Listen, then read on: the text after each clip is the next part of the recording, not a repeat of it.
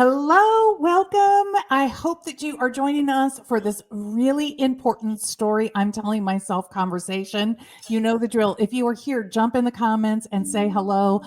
My poor Facebook friends just got cut out at the last minute. It just said it couldn't connect them. So I hate that for us, Carmen. But hopefully I'll be able to post it some way and they'll get it in the replay, or they'll get it when we go on the other one. So welcome, Carmen. Thank you for saying yes to joining me on the story I'm telling myself. Please introduce yourself. Tell everybody who you are. Absolutely. Thank you, Rita, for inviting me and for making this possible.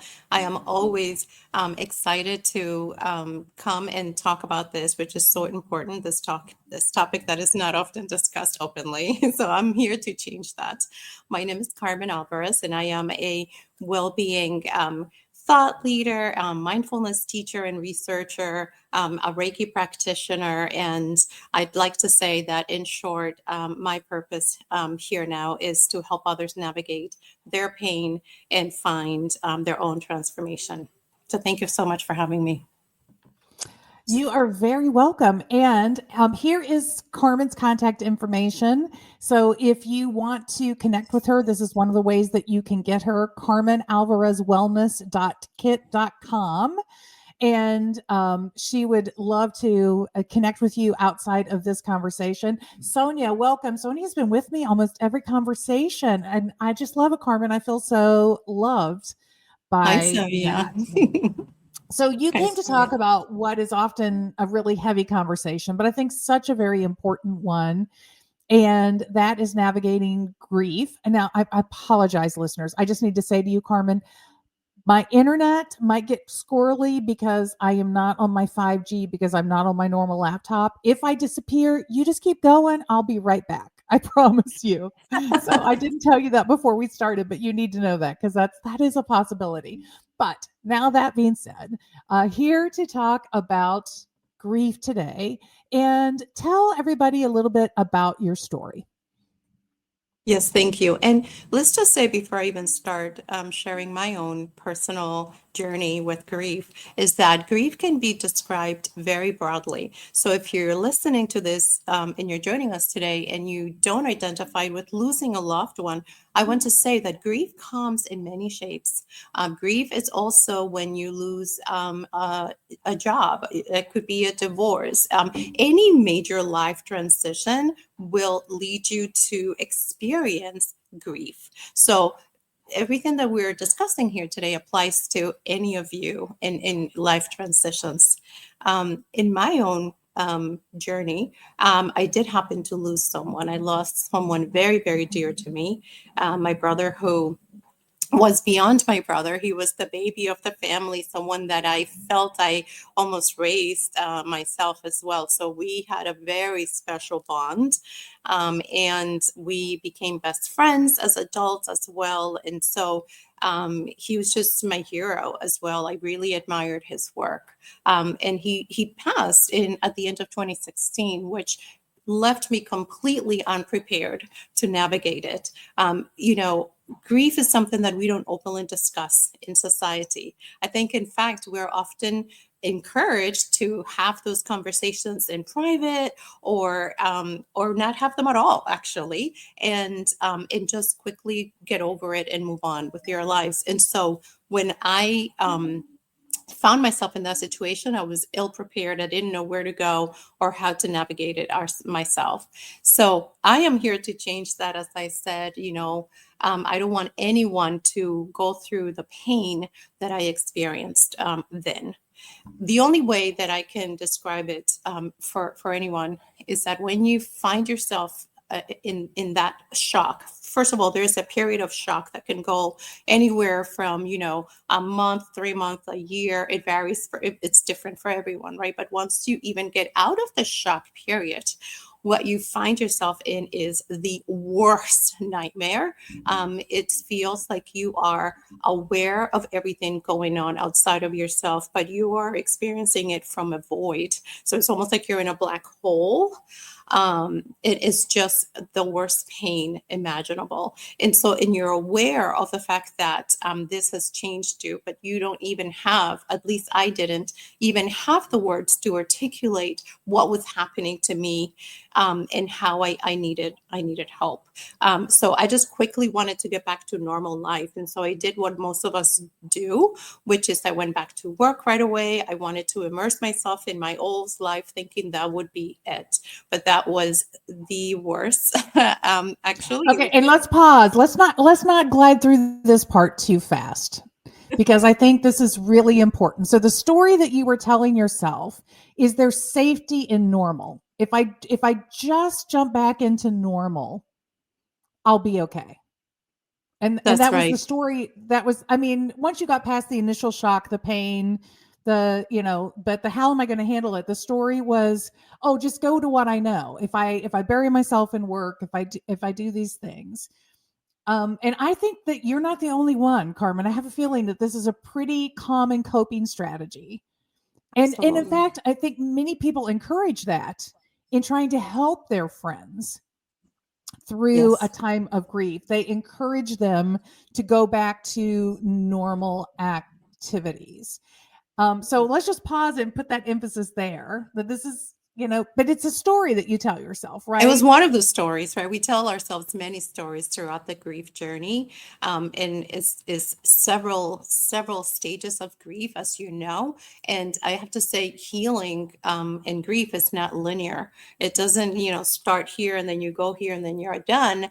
Absolutely not. It's just more like this, especially at the beginning. So, someone that I admire.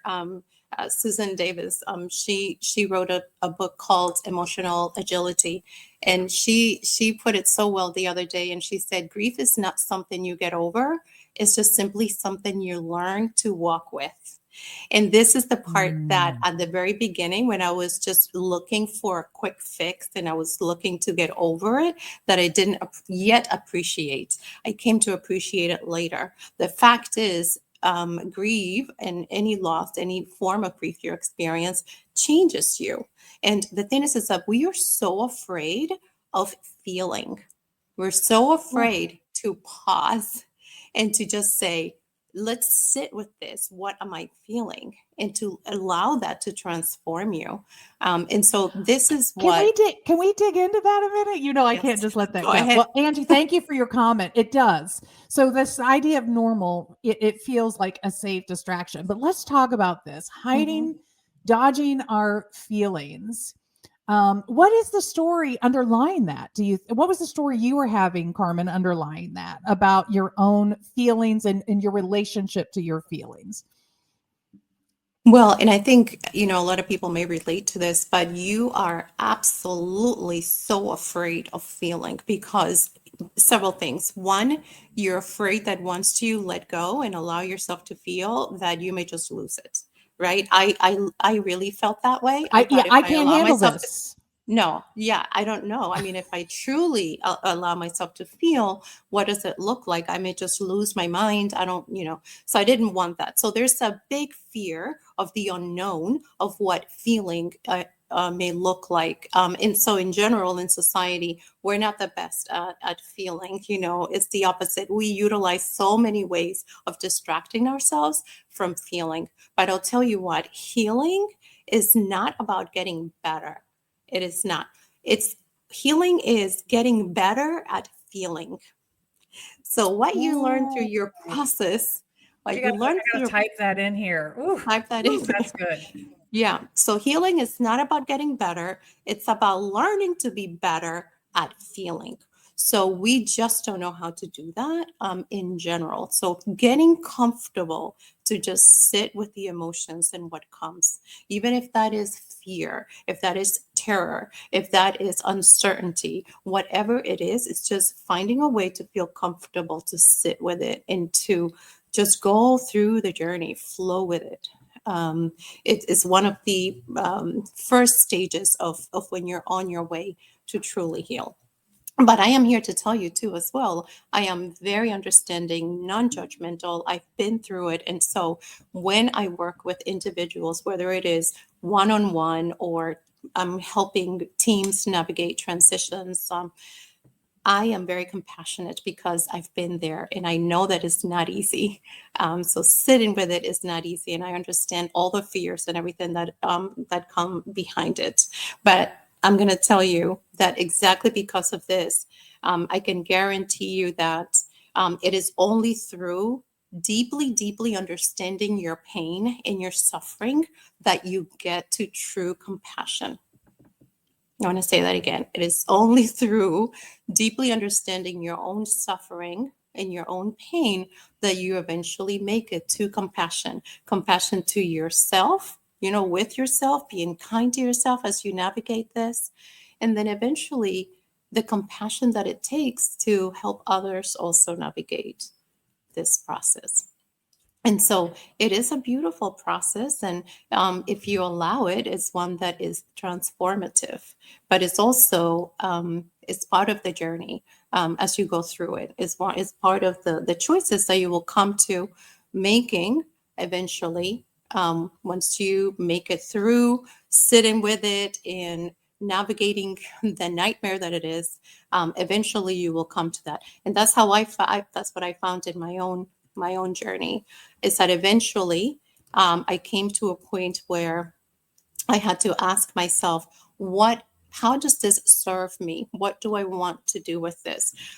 Because as I said before, grief will change you, Rita. So you have to, I think we're afraid when something tragic happens in our lives, whether it is, again, any transition. So this is losing someone, or going through a divorce or anything else. At the end of it, you are a different person. We're just so afraid to admit that. But actually, the freedom comes in just allowing that transformation, just saying, yeah, I am not who I used to be. I am someone different. But what does that mean for me now? And what do I need? What do I want to do with this? Right? In my case, I wanted my own story, my own pain to allow me to help other people. I wanted my brother story to live on through my service through others. In my own case, I found that service to others is the most beautiful way to continue to heal. And grief is, like I said, grief is something that continues on. I'm not saying that I'm all, that it's over. It's a process. But today I feel a lot more at peace with this process because I've come to understand it in that way. Grief is something that I've learned to incorporate and integrate into my life. It doesn't define me, but it has transformed me. And I have chosen to make it my purpose. And so that brings us to joy. When we're going through navigating grief, one of the other stories we tell ourselves, how can I be joyful? I just went through something that is so significant, right? And so sometimes we feel guilty. I don't know if anyone has been through something and you feel that I can't let myself to, fill in the blank, laugh, go to a party, etc. when you've been through Well, we something. had So there's rituals, right? For we for for many centuries, and many religions still have rituals in which we remove ourselves from social situations where we might have joy or connection or other things, and it is meant to be an honoring thing. But that's, many of us, even if we weren't officially taught that, it's still, we've been exposed to it, and so it's still operating in the back of our minds. Exactly, Rita. And that's where the shame comes in and the guilt. It's not necessarily because you don't feel right to enjoy something joyful or to feel joy, but you have that programming in the back of your brain, something that comes up, that little voice that says, is this right? This doesn't feel right. So that's another misconception that there is. I mean, joy and grief can coexist. It's not one or the other. This again ties back into the fact that grief is something you navigate and that you integrate in your life. You can find joy eventually in the process of healing, in the process of sharing your journey with other people. And so it's in welcoming and allowing your new identity as well. because it comes with that. When it changes you, a lot of us struggle with the fact that now I've been changed. Who am I now? It's that new identity. So giving yourself permission to reimagine who you are now. It's okay Yes, to not from want. Sonia, this comment about wanting to heal and being more forgiving. I mean, it does change you. It Mhm. absolutely does, and it changes you for the better. But there's a reason that denial is the first step in the grieving process, and it's not denial that you've suffered a grief. It's denial that you have to change, that you're going to be Yes. different on the other side of this, that you are changed. And you were talking about grief comes in all kinds of packages, and the first time that I really found myself trying to reconcile grief and joy coexisting was when my first child left for college. And I was grieving as a parent, but I was celebrating. I knew and I wanted to be joyful, and I didn't want her to see my grief because I didn't want to steal the joyfulness of that moment from her. But I still feel them both in my body right now talking about it. Like, I Yes. feel the grief of my child is not my little child at my house anymore. And I'm That's proud right. of the professional and everything that she's done. But really getting to be able to reconcile that idea that I can be sad about this, I can be struggling with this, but that doesn't mean I want it to change. And then when my dad passed away, it was the exact same thing, because I didn't want him to have to live in a facility and not have a life and suffer. He had already been suffering so much with his cancer treatment. I wanted his suffering to end if there was no future for him. And so I was both joyful and I was in grief. And it is a really difficult thing for us to it's a complexity that is hard. I find it to be hard as a human.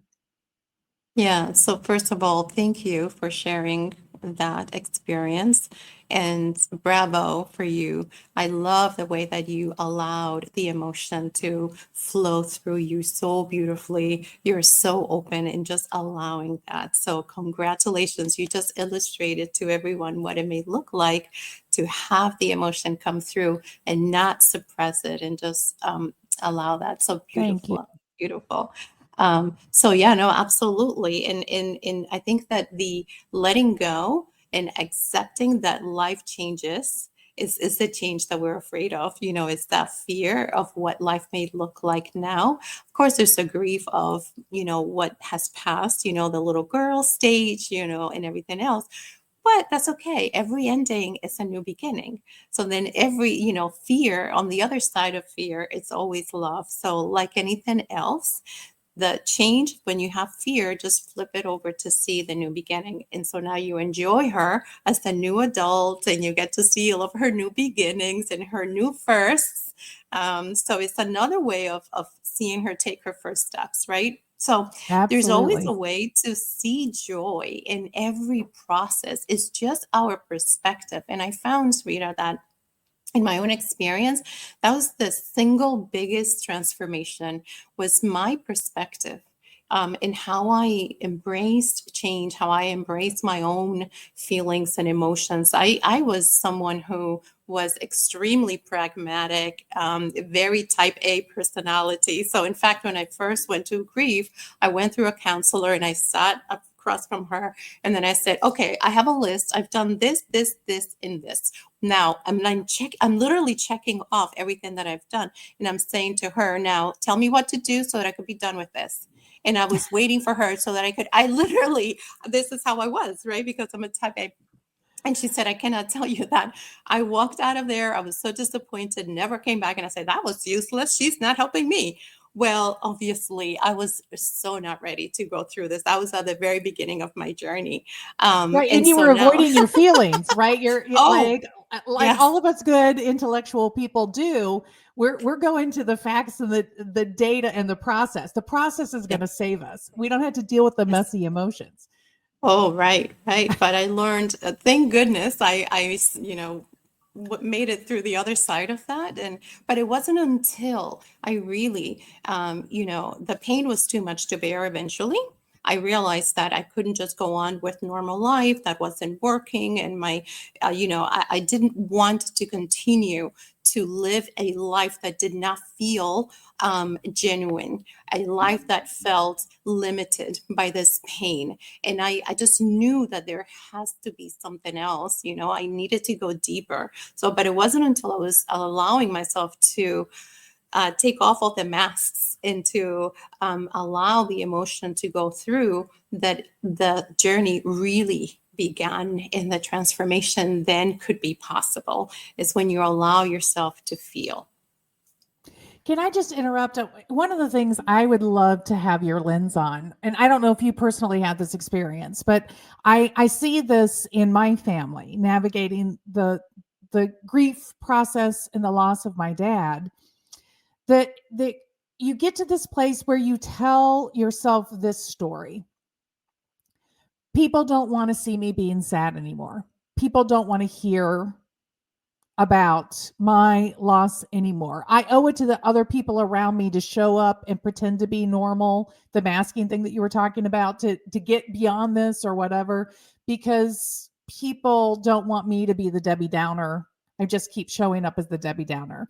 I don't know if you experienced that, but in your look at grief, can you talk a little bit to that story? Because I do think that one is, I see that and I hear that in my family a lot right now. Yes, thank you, Rita. And I experienced that too myself. Everyone else in my family was very happy to go back to normal life and hurry back to not mentioning that this ever happened, etc. And I, from the very beginning, that never felt right to me. I knew that it wasn't my route.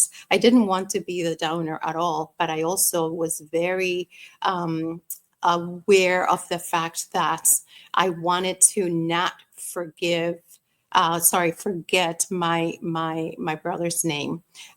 Because that was a thing. They wouldn't say his name. I remember, like, it's like, let's just not say even the name, right? So I remember just feeling this anger, this that was waking up in me to say, absolutely not.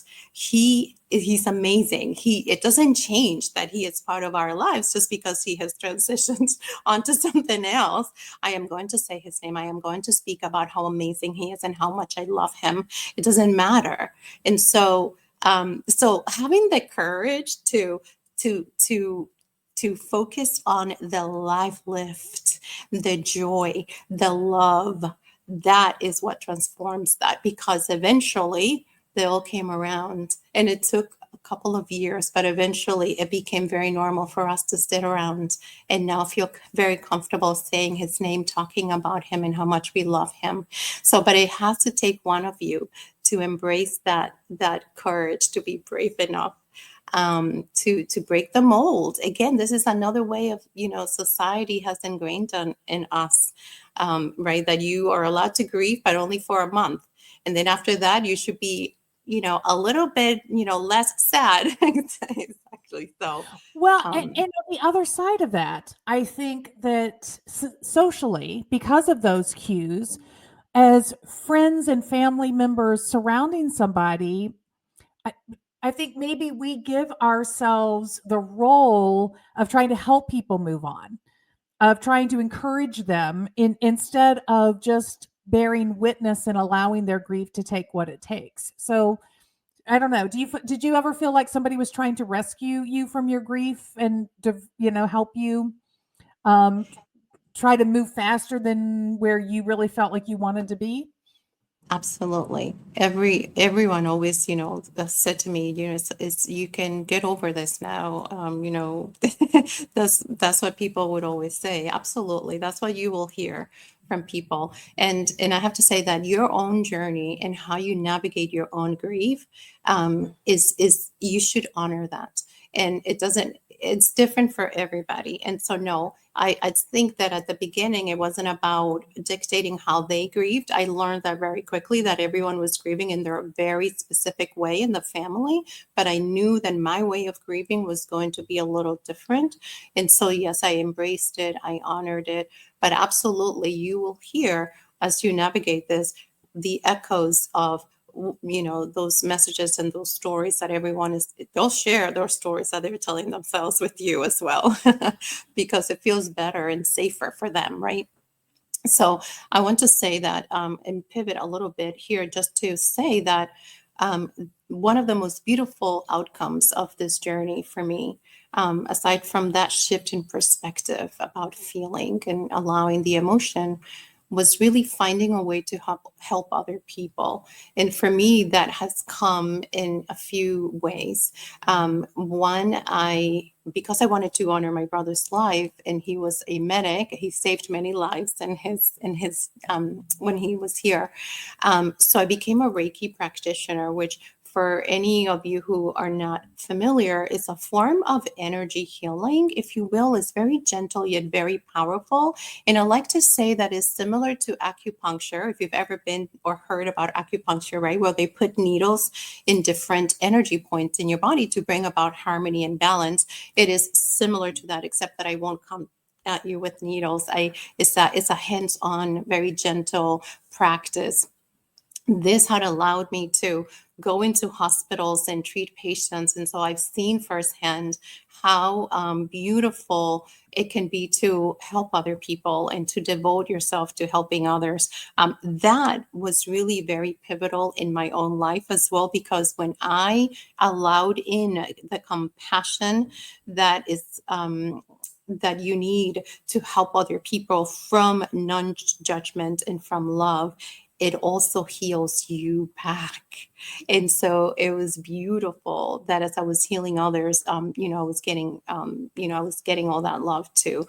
And so nowadays I also teach mindfulness, and I offer it as tools for individual coaching, but also I bring it into my organization, mindfulness, to navigate stress, and burnout, which is huge, right? In anywhere that we exist and work. So I teach mindfulness tools that make everyone's life easier and possible for them to experience transformation. So one of the most transformative ways, to experience healing, and I like to say, is to think about service to others, is my other, Mm. big point. So, first, allow yourself to feel. You have to feel in order to heal, right? And we said that at the very beginning. And healing is not about getting better. It is about getting better at feeling, about sitting with your emotion, allowing it through, being compassionate and kind towards yourself as you do that. And then eventually it will allow you to get to a point where you'll want to wonder, right? Be curious, keep that curiosity alive. You're be curious about, what else can I do with this? What do I want this to be? And perhaps that will be helping other people, in any form or shape that you would like.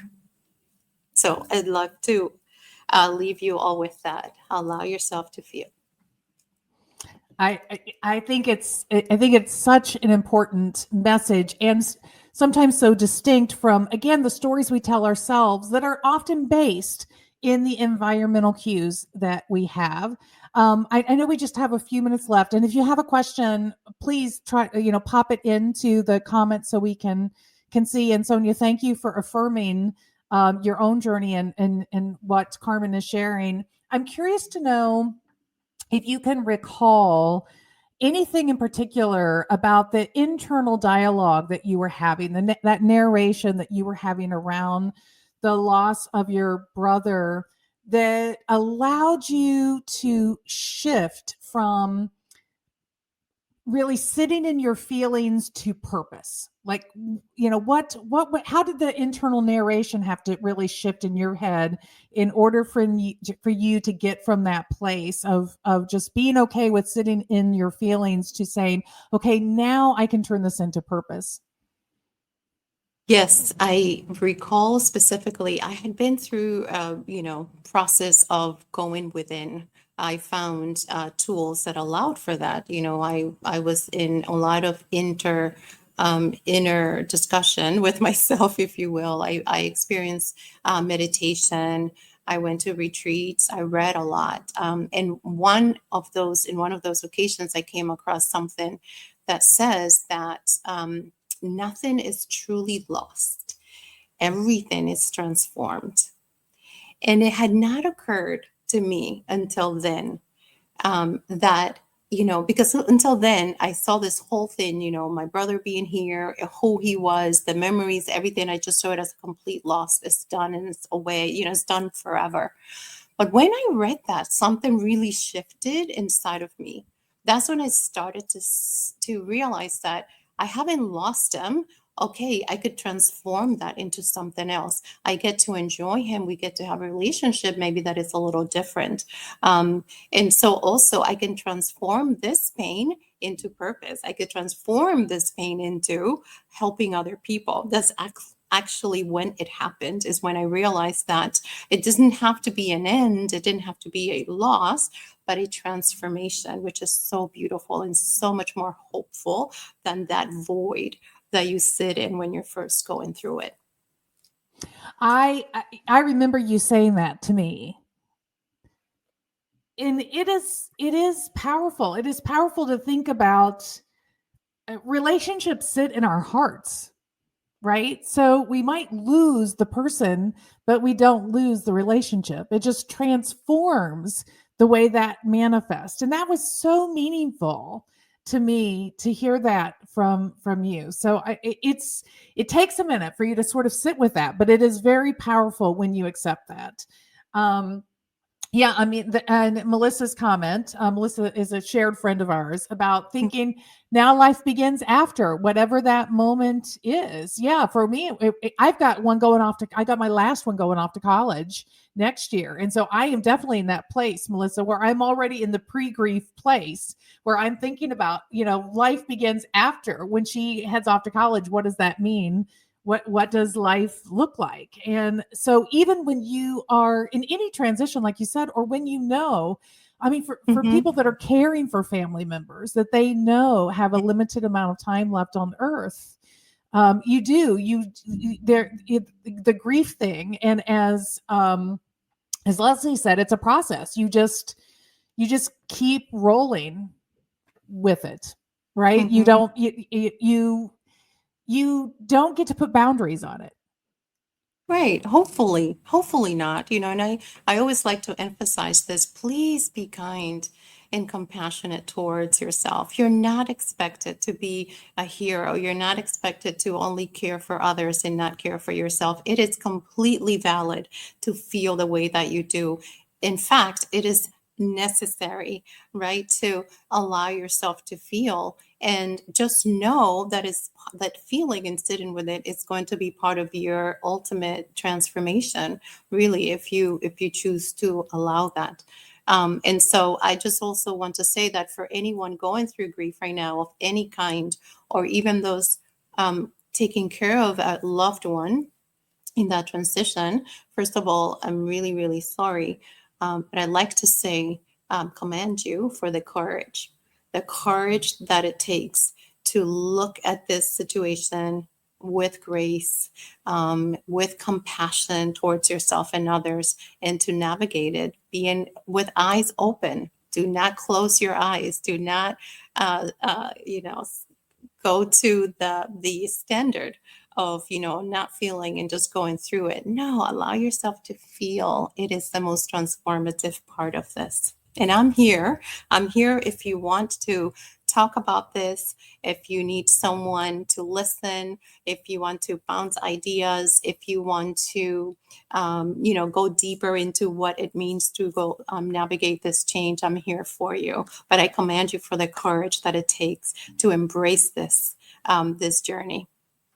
Yeah, I just want to flash back up again Leslie's comment about the law of polarity, and that you have access to the negative and positive all the time. And I know I have found myself saying I would give anything for another day with my dad, and then saying, but no, that's not true, because if another day meant that he was suffering, if another day meant he couldn't be back at his home, but he had to be in a care facility where he felt neglected, if another day meant that I couldn't be with him, none of those would be the days that I want. And so I know that I am I'm a very deep thinker, obviously, about things, but I do find myself when I say things, and I think it's easy to have moments in grief where you are just in your feels and you are allowed to just be in your feels, and those can be very sad feelings. There's then also the opportunity to take a breath and remind Mhm. yourself, there were some clear things that I would not have wanted for my dad, and I didn't have to experience any of those. And I am very, very grateful that that was not part of his death journey. Mhm. And Yes, and so there is always a place to see the balance that's so in my beautiful. experience. That's so beautiful. You're absolutely right. It's always seeing that silver lining. And yes, the relationship changes, but it doesn't go away. It's just a new way of communicating with your dad. Your dad will always be part of your life. That doesn't change. Absolutely. And the other I like to also offer too is that one thing we can do to navigate the sad feels or those days, right, when we miss them is that why don't you start new traditions with your father in this new way of having this relationship, right? In this new relationship, maybe that becomes you go and do something that he loved doing and you go and do it with him, right? Knowing that he's somehow with you, and begin the tradition of taking that walk, taking that trip, doing that thing. In my case, I ended up going to Peru for a while on my own. It's something that my brother and I wanted to do together right before he died. And so I decided when I was in my process that I would go and do it. I had no idea what it would look like because I was still in the middle of it. But it was amazing. And so what I did was I did everything that he loved to do. And he was a big adventure seeker. So that meant I threw myself from every mountain. I went skydiving. I did every crazy thing that I boy would love do. this. I love this Yes, suggestion, yes, right?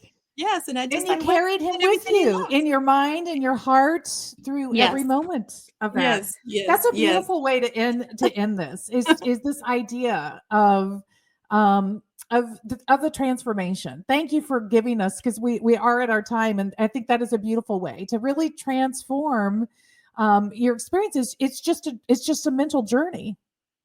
It's just a small mental journey that you can take, you can access at any time. Well, I have to tell you, Carmen, when I got booted out and had to come back, I lost the connection for your freebie. So, if you would, Okay. can you pop that into the chat for Yes, everyone? So yes. Carmen, she's so generous and she's so wise. And I hope you love her as much as I do, just in this brief opportunity to see her. But she has written a beautiful piece and she's offering you free access to that. And so we're going to Well, get that in the comments for you so that you I'm working can on it. I'm working so that on you getting that so that you access. can get it. I'm going to preview and then I'm going to let her do her close. We're going to do things out of order. I'm just going to preview coming up on Friday. Melissa Robinson Hussein, who's in the house today, she's going to be joining me on Friday, and we are going to have a really beautiful conversation that you are not going to want to miss. So be sure that you have a Friday at, I have to look at my calendar. I think it's 2 o'clock. Friday at 2 o'clock. Yes. Melissa and I will be back and we would love to have you with us.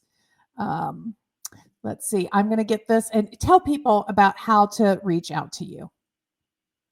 Yeah, so please reach out to me. I can be found on Instagram. I have the address right here. It's just at Carmen Alvarez Wellness. We'll love to hear from you and connect with you. We also, I have here a place where you can sign up for my newsletter and get to know about my events and retreats and everything in books that I have coming up.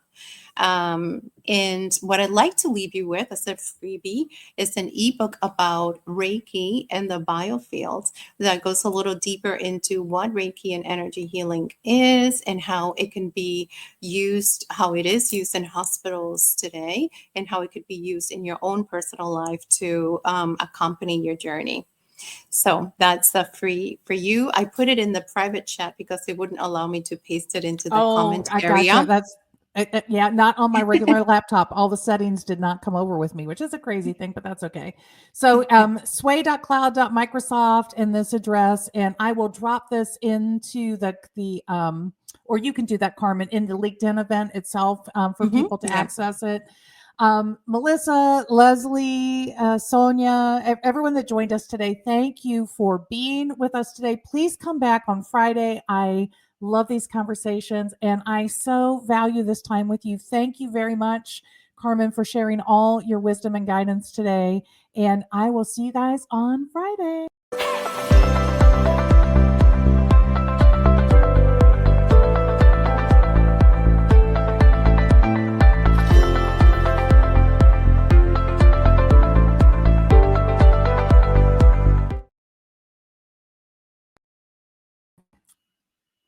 Thank you for joining us on the story I'm telling myself. If you loved this episode, would you do us a big favor to help us reach a bigger audience?